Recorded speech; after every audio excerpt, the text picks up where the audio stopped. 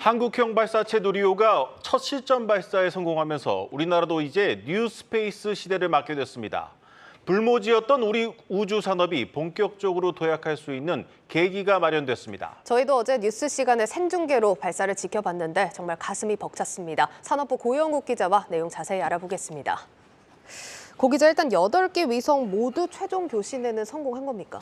네, 오늘 오전 과학기술정보통신부의 공식 브리핑이 있었는데요. 예.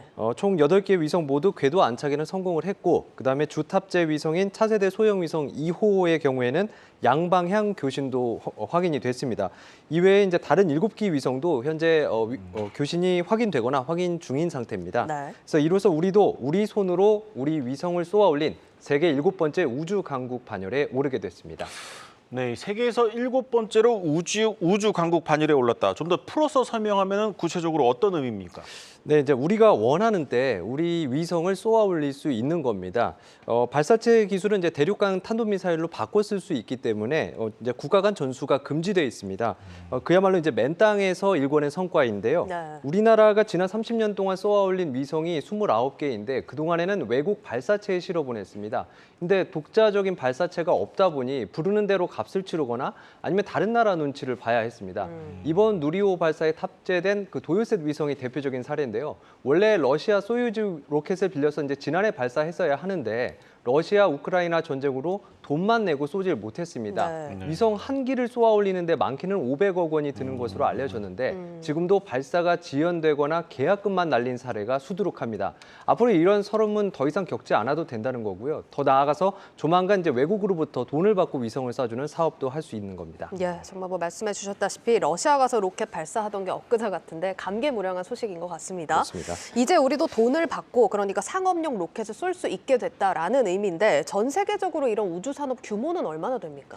네, 이제 위성 수요가 급격하게 늘고 있습니다. 네. 자, 러시아 우크라이나 전쟁에서 봤듯이 지금 유사시에 지상 통신은 믿을 수가 없고요. 네. 결국에는 이제 스타링크 같은 위성 통신이 필요한데요. 여기에 이제 또 GPS라든지 또 감시 정찰, 기후 위기 대응과 같은 여러 가지 목적으로 위성을 쏘아 올려야 합니다.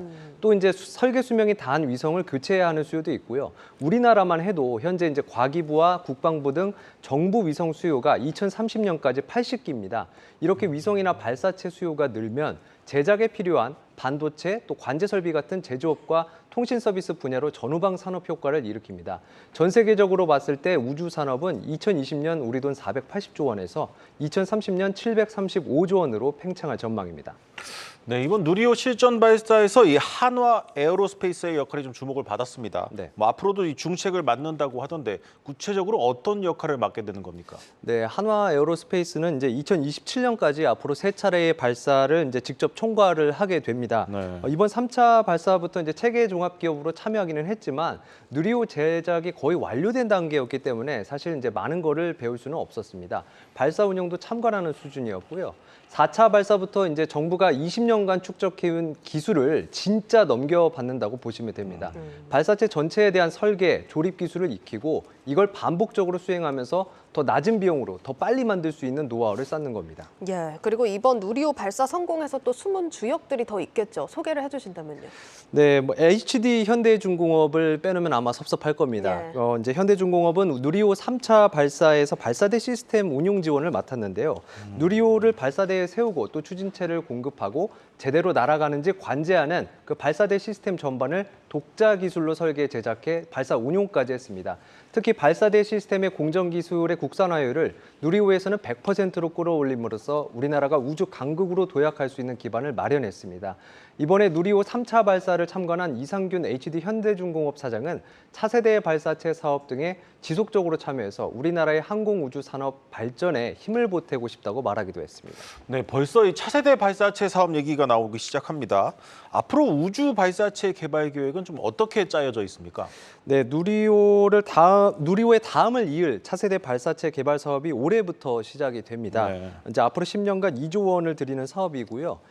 누리호보다 3배 더 무겁게 실을 수 있고 또 엔진을 재사용 가능하게 만들 계획입니다. 여기에도 이제 한화 에어로가 참여할 것이란 전망에 무게가 실리고 있고요.